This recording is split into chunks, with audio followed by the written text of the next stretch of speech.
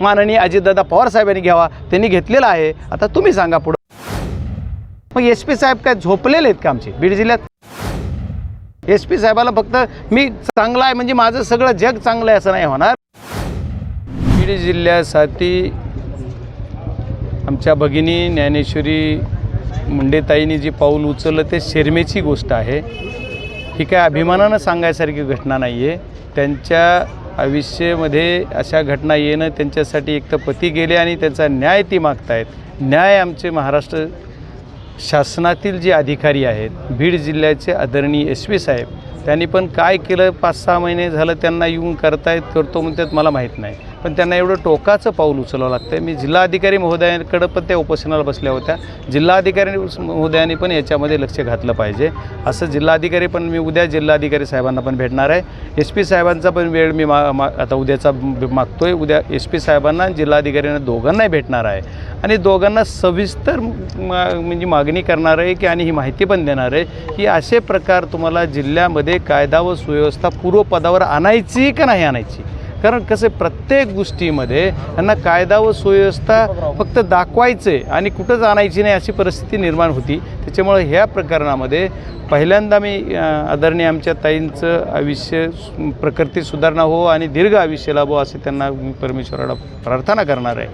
आणि या प्रकरणामध्ये मी स्वतः, माझा पक्ष, माझे नेते सर्वजण मिळून आम्ही पूर्ण फाईट आऊट करणार आणि ज्या मागच्या प्रकरणात ज्या पद्धतीनं आवाज उठवला त्याच पद्धतीनं आम्ही संसदेपर्यंत हे प्रकरण घेऊन जाणार. आता isakal.com आहे देशातील नंबर 1 ची मराठी न्यूज वेबसाईट. प्रत्येक अपडेटसाठी isakal.com ला नक्की भेट द्या. कारण महाराष्ट्र शासनाच्या विधिमंडळामध्ये बोलून जर काही होत नसेल तर आम्ही देशाच्या उच्च सभागृहामध्ये संसदेमध्ये हा विषय मांडणार आणि त्याच्यानंतर त्याच्यावर न्याय या प्रकरणामध्ये न्याय देऊन आपल्याला वरूनच आदरणीय अमित भाई शहा यांची भेट घेऊन काय करता येते ते बघणार. फक्त वरचे अधिकारीच बदलले जातात परंतु जे मर्जीतले अधिकारी आहेत ते अजून सुद्धा तसेच आहेत. मी कालच बोललो, एकतर खालचे बदलले म्हणजे काय गार्ड शिपाई वगैरे जे काय असतील म्हणजे पोलीस शिपाई, शिपाई म्हणलं की त्याचा वेगळा अर्थ लावू नका, जे आहे ते पोलीस ह्याच्यापर्यंत काही अधिकाऱ्यांच्या बदल्या आपल्या SP साहेबांनी केल्या. मी SP साहेबाला एक पत्रही दिलं. त्याच्यानंतर SP साहेबाला कमीत कमी 10 वेळेस बोललो की साहेब जे अधिकारी ज्या पदावर बसलेले आहेत, PSI आहेत, PI आहेत, त्यांची बदली, त्यांच्यावर एवढे भ्रष्टाचाराचे आरोप झाले, निवडणुकीमध्ये खूप मोठा त्यांनी गोंधळ घातला, राजकीय माणसासारखे वागले.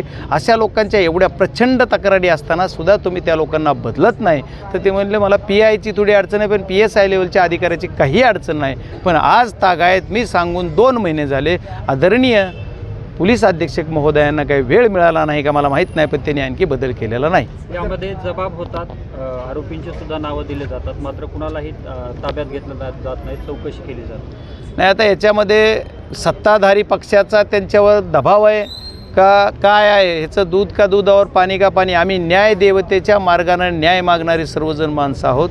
आम्ही लढत राहू, आम्ही मावळे आहोत.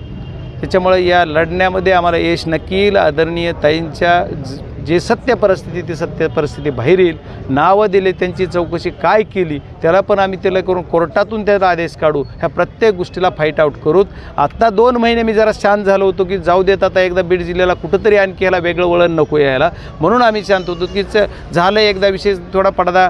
आमच्या संतोषांना देशमुख यांच्या जी मर्डर झाला त्याच्यावर जी काही एक आरोपी सापडला नाही ज्याच्यावर दाखल झाला गुन्हा. आणखी मी तर त्यावेळेस बऱ्याच वेळेस सांगितलेलं की 5-7 लोक नाही, 100-200 लोकांची टोळी आहे बीड जिल्ह्यामध्ये आणि या सर्वावर मोकोका लावला पाहिजे. तोपर्यंत बीड जिल्हा शांत होणार नाही. पण याच्यात राजकीय विषय वेगळे वेगळे येतात.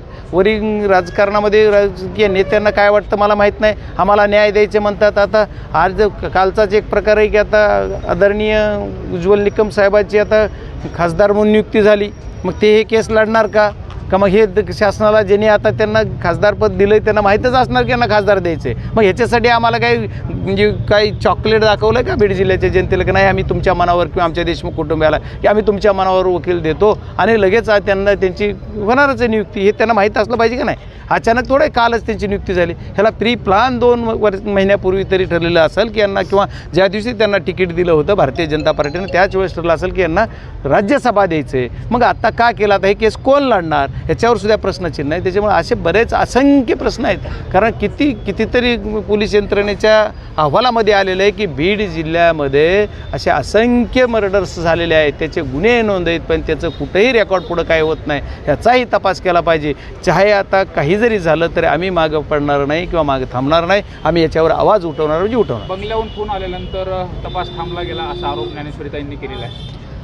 आता ज्ञानेश्वरीताईंनी जे आरोप केला आहे त्या आरोपात जर तथ्य असेल तर सन्माननीय SP असतील किंवा जिल्हाधिकारी असतील तर यांना त्याची दखल घ्यावीच लागेल. आता माणसं परत पुन्हा आत्महत्या करायच्या ह्याच्यावर येतात, तरी जर यांना नाही झालं तर जनता यांना माफ करणार नाही आहे.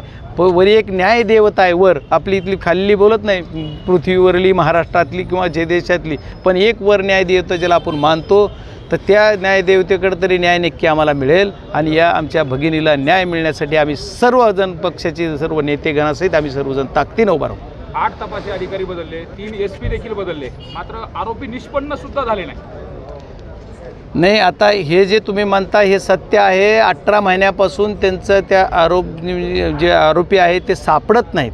मग आता किंवा निष्पन्न होत नाहीत, तर याच्यात कारण काय, तर त्याचे रेकॉर्ड्स आहे, त्याचे काय नावं दिले, त्यांचे कॉल डिटेल, त्यांचे मोबाईल, हे सर्व चेक केलं पाहिजे. प्रत्येक गोष्टीला पॉईंट टू पॉईंट घेऊ. आत्ता तुम्हाला माझी विनंती आहे की मागच्या याच्यात आमचं पण कमतरता आहे की आम्ही जास्त आक्रमकतेनं बघितलं नाही, पण आता या प्रकरणात सिक्वेन्स लावून बघू असा तुम्हाला सर्वांना मी जाहीरपणे सांगतो. महाराष्ट्राला या प्रकरणामध्ये जी घटना घडली त्या घटनेच्या सुरुवातीपासून आत्तापर्यंत जी काय सिक्वेन्स आहे त्या सिक्वेन्स लावून ह्याला न्याय मागू. आणि आदरणीय आमच्या भगिनीच्या पाठीमागं हा भाऊ 100% उभा राहणार असा शब्द देतो. बाप्पा कराडचे जे जुने सहकारी होते बाळा बांगर यांनी आरोपीचे नावं सुद्धा दिलेले आहेत, परंतु यावर कारवाई होत नाही. नाही, आता बाळा बांगरांची मी कालची पण काहीतरी प्रेस त्यांनी घेतली बहुतेक, आणि मागे एक प्रेस घेतलेली मी थोडीफार बघितलेली. पण बाळा बांगरांना माझी ज्यांनी केलं तर माझी SP साहेबांना विनंती की त्यांनी जर डायरेक्ट बोलत असले तर त्यांनाची तरी चौकशी केली पाहिजे ना. बाळा बांगरची तुम्ही कसं बोलतात? मग SP साहेब काय झोपलेले आहेत का आमचे बीड जिल्ह्यात? काय करतायत SP साहेब? काय SP साहेबाला नाही का लक्ष देत? SP साहेबाला फक्त मी चांगला आहे म्हणजे माझं सगळं जग चांगलं आहे असं नाही होणार. खालचे लोक तेच आहेत, खाली बसणारे लोक तेच आहेत. तोपर्यंत बदलणार नाही, तोपर्यंत SP साहेबाच्या एकट्या चांगुलपणानं काही होणार नाही. आणि मी स्वतः क्लीन आहे म्हणून चालणार नाही. खालची सिस्टीम क्लीन करावं लागेल SP साहेब तुम्हाला, आणि ती तुम्ही करावी. बाळा बांगरसारखा एक सच्चा कार्यकर्ता, लढाऊ कार्यकर्ता, त्यांच्याबरोबर रात्रंदिवस राहणारा कार्यकर्ता जसा मी होतो तसेच असणारा हा बाळा बांगर कार्यकर्ता जर बोलत असेल तर त्यांचं का बी नसलं आहे, माझं का बी नसलं हे सगळ्याला माहीत आहे, पण त्याचं का बी नसलं आहे ह्याचा सुद्धा खरा अर्थ निघाला पाहिजे. खूप गोड बंगाल आहे त्याच्यात. बाळानं थोडं कमी सांगितलं आहे, मला जेवढं कळालं आहे त्याचं माझं काही टॉक नाही. मी काय उगाच कुणी काय झालं की मी लगेच त्याला फोन करत नाही. लगेच आता बजरंग सोनवणे कुणी बोललं की त्यांचा लगेच त्यांना फोन आहे, चल आम्ही तुझ्या पाठीमागे, असं तसं म्हणत नाही मी कोणाला.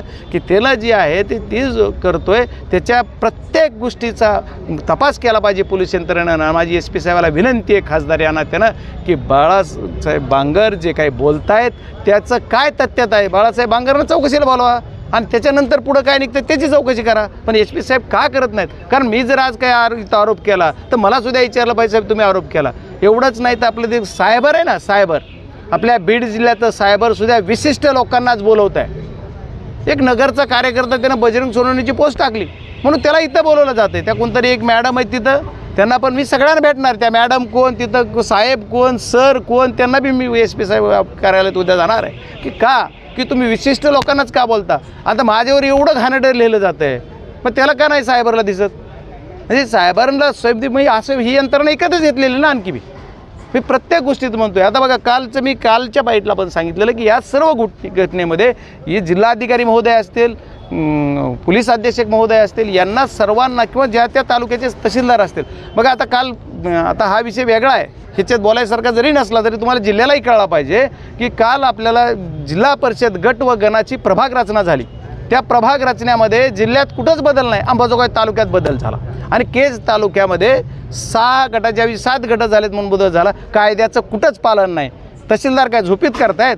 त्यांनी कायद्याचं पालन कसं केलं ते सिद्ध करावं लागेल. ठीक आहे, बदलतील नाही बदलतील कायद्याप्रमाणे बघू, पण जम्पिंग कसं करता तुम्ही? एका भागापासून त्याचा नियम आहे की दक्षिण बाजूनं ईशान्येकडे बनवत जा, ईशान्येकडून पूर्वेकडे जा आणि पूर्वेकडून पश्चिमेकडे जा. दक्षिण सॉरी उत्तर असं वाटतंय का नेमकं हे नाही, तुम्हाला वाटलं होतं बदलल, पण मला तर वाटलं होतं अजित दादाच आले पाहिजेत म्हणजे 100% बीड जिल्हा सुतासारखा होईल, ते बी म्हणत होते. आणि मला तसं वाटलं होतं म्हणूनच मी म्हणतो बीड जिल्ह्याचं पालकमंत्रीपद माननीय अजितदादा पवार साहेबांनी घ्यावा, त्यांनी घेतलेलं आहे. आता तुम्ही सांगा पुढं मला काय त्याच्यावर जास्त बदल बोलायचं झालाय का असं वाटतं तुम्हाला? नाही. मला काय वाटतं याच्यापेक्षा तुम्हाला सर्व म्हणजे तुम्ही लोकशाहीतले म्हणजे आता लोकशाहीमधले चौथा आधारस्तंभ तुम्हीच आहात ना, मग तुम्हाला काय वाटतं हे सगळं एकदा जनतेला सांगा, आमचंच कुठवर ऐकता. नाही पण पप्पा सर्वसामान्यांची तुम्हाला जाणीव आहे म्हणूनच तुम्हाला सर्वसामान्यांनी लोकप्रतिनिधी केलंय. पण लोकप्रतिनिधीला जर निराशा शब्द वापरावा लागत असते आणि SP तुमचं ऐकत नसते तर हे काय नेमकं चाललंय? नाही, SP साहेबाकडे एक वाक्य आणि 2 शब्द त्यांच्याकडे चांगले आहेत. नोटेड. मी रेल्वेचं एक पूल अडविला, परवा सांगितलं मी कुठलंही पाठवलं की दुसऱ्या सेकंदात आदरणीय SP साहेब नोटेड म्हणतात, पण कारवाई होत नाही. नोटेड एवढं मात्र रिप्लाय मला येतो. नाही, मला म्हणजे अशी भीती वाटते की मला माहीत नाही त्यांना दबाव येतो का, मी काही डॉक्टरांशी बोललो नाही त्याच्याबद्दल किंवा काय नाही, पण अशी भीती माझ्या मनात आहे की कुणीतरी दबाव देऊन एखाद्यावर डिस्चार्ज करा. बीड जिल्ह्याचा आहे, बीड जिल्हा काही करू शकतो ना, त्याच्यामुळं मला ती वाटतं. म्हणून मी त्यांना सांगितलं की जोपर्यंत त्या बऱ्या होत नाहीत तोपर्यंत त्यांना डिस्चार्ज करू नका. देश विदेशातील प्रत्येक घडामोडींचे लाईव्ह अपडेट मिळवण्यासाठी आता साम टीव्हीच्या सर्व सोशल मीडिया प्लॅटफॉर्मला लाईक, फॉलो आणि सबस्क्राईब करा. तसंच सर्व नोटिफिकेशनसाठी बेल आयकॉन प्रेस करायला विसरू नका.